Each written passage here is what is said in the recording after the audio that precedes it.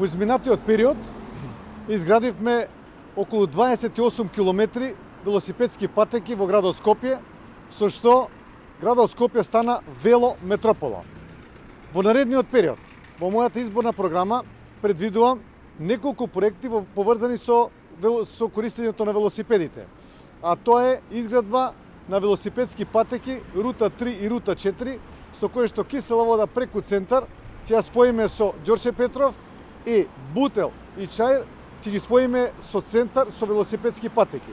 Исто така предвидуваме субвенција за купување на 10.000 нови велосипеди за жителите на градот Скопје и како трет проект сакам да го најавам, тоа е нов проект, а тоа е поставување на станици за само изнајмување на велосипеди во градот Скопје.